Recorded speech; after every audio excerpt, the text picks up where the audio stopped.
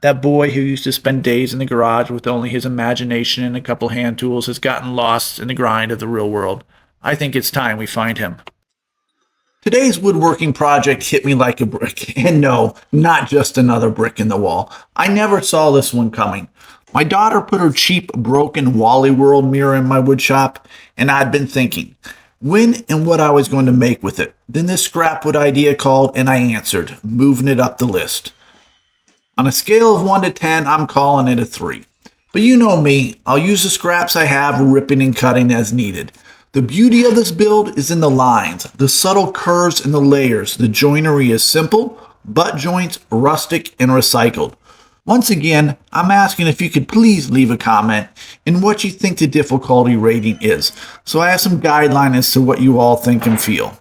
But why the rating at all? Honestly, I feel I lost my way a little and tried chasing the algorithm, forgetting why I wanted to build in the first place. A 10-minute build looks like a 10-minute build, and mass-produced, whether made by machine or human, is still mass-produced if there's no heart in it, no soul. This channel was never about making a quota or numbers. That's what work is for. It was about me learning, designing, creating, and trying to make something I truly wanted and making it the best I could. And sometimes, in a rush, I forgot that. Now, if you're using dimensional lumber, there's no need for this step, but I'm recycling some old 2x4 chunks, so I run them through the TableSaw. First, ripping the best 2.5 inches out of each board, then flip them on end and rip halfway through. Again, flip and finish the cut, essentially making 1x3s.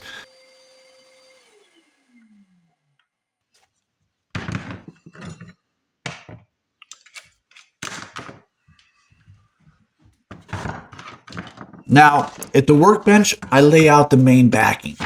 I want 5 1x3s in the middle and 1x4s on the ends, framing it all together.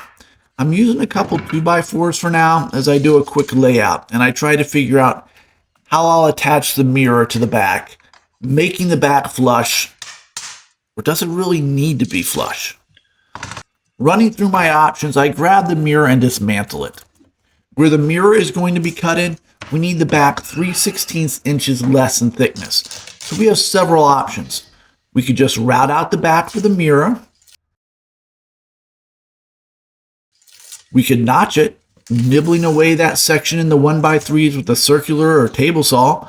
We could chisel it, or just glue the mirror on the back and leave that 3/16 inch gap around the edges. And that's probably the easiest, to be honest. But I decided on making the 2 outside frame pieces just a little thicker, allowing for the difference of the mirror.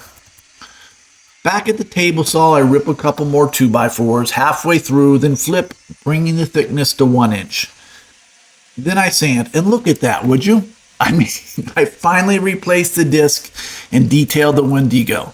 New belt as well, a little heat, some scraping, some gooby gone, some more scraping, then glass cleaner to clean it all up, and then I reapply the disc. I used a roller to get the pressure on.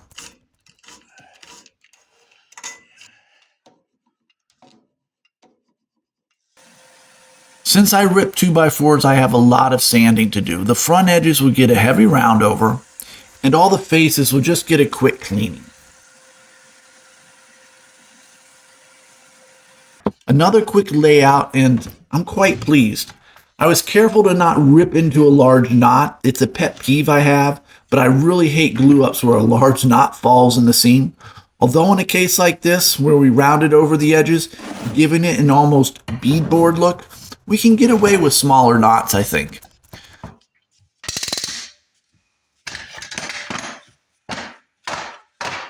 Glue up is fairly easy at this point.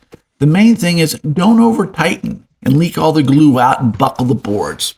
I only glue the center boards. We still have the mirror to cut out, and it's going to be real close to if I can even use my scroll saw. That extra 3.5 inches on each side could make the difference.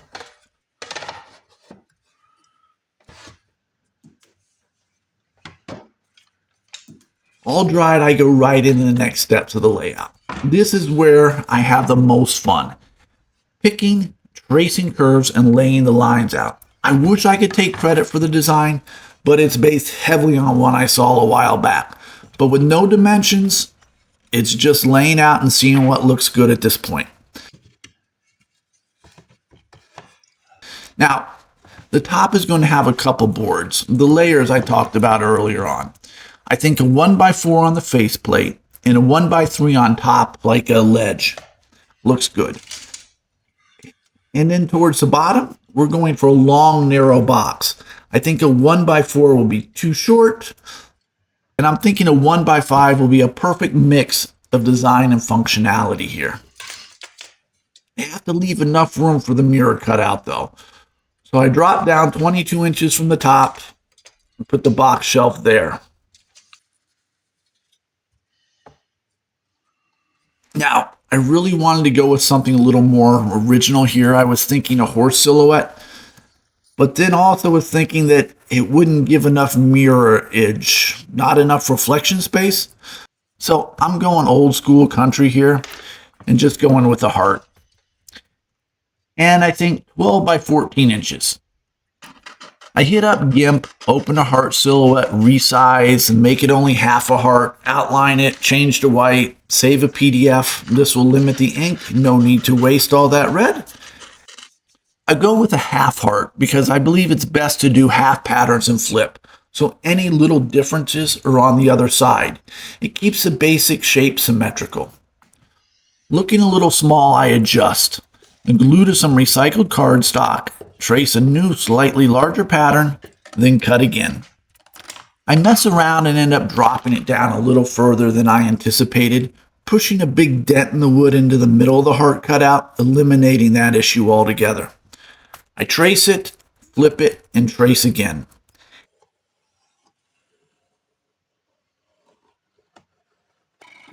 And we saw. I'm not 100% sure it will work with my scroll saw. It's a big piece. You can use a jigsaw or bandsaw here, whatever you have. Being only 3/4 inch thick, it goes real well. Now, I've never cut something this large on my scroll saw, and I had to stand up and work my way around the piece. It was kind of fun actually, and it worked real well. And look at that. I mean the barest of inches, and I get to the peak in one pass. I could not even have gotten any closer there, maybe 1/8 of an inch. I thought for sure I'd have to break out the jigsaw for that last couple inches. It came out much better than I thought. I'm a little behind, so I need to get some pieces traced and get it back into glue up. That top board looks basic, being all square. And part of the reason I fell for this piece was it had some curves there. I slip the board underneath, center it, and trace it.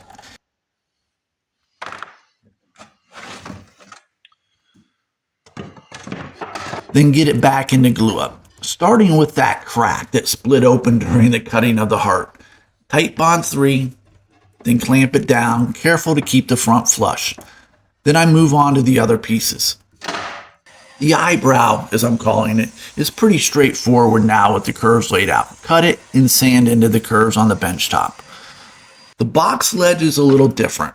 I want to add some curves there as well versus just a straight up box. This is what I was talking about, adding those details, that little bit of soul, making and creating a piece versus mass production. The recycled box board comes out and I trace some new lines.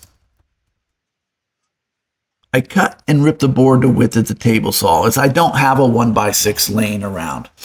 After much internal debate bouncing around in my head, I have decided that for me, the table saw is the most important piece of equipment that took me to a new level. The ability to use non-dimensional lumber at ease just makes all the difference in the world. Then I scrawl the first one out, sand it, then trace the second one, cut, sand again. Test fit and sand some more. All the pieces get a rough sanding here. This is rustic and I don't want a uniform edge, so the router bit's off and I just sand, not going all crazy twisting and turning it, but going for what I call the unintentional round over look, just slight variations in it.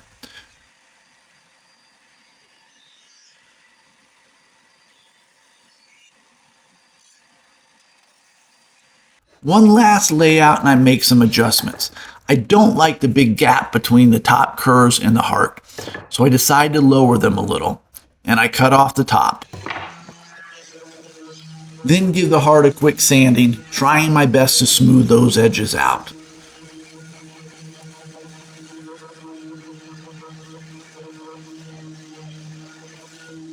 Then it's assembly time. Titebond 3. I use 3 as I really don't want to spend the money and have 3 different types lined up on my bench, although that would look very cool. Then I shoot some finish nails in.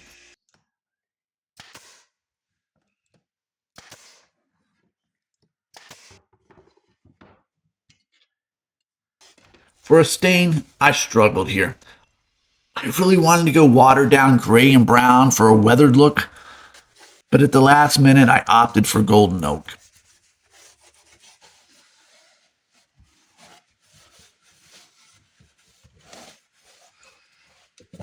And here we are. The mirror just gets glued into the back for me. You can make ledges and hold it in, but glue's fine. I really love the look of this piece. The golden oak highlights the beadboard look and all those little scrapes and blemishes. I'm thinking bedroom or bathroom wall, rolled towels or soaps in the box ledge, or even some plants hanging down. I'm going to add some hooks to the bottom for whatever you want. If it's in the kitchen, coffee mugs, the bathroom, towels, bedroom, hoodies, belts. I did find Amazon had these 14 by 12 inch squares on sale for Prime Days. You get 4 of them for $10. There's a link in the description. All right, if you were to use only dimensional lumber, what would you rate it and why? Let's get this discussion rolling. What makes a project hard? Size, skill needed, or tools required? I assume it's a little of all. As always, thank you for watching and choosing to spend 15 minutes to build with me. Please like, comment, and subscribe if you haven't already. It helps the channel so much. Until the next time.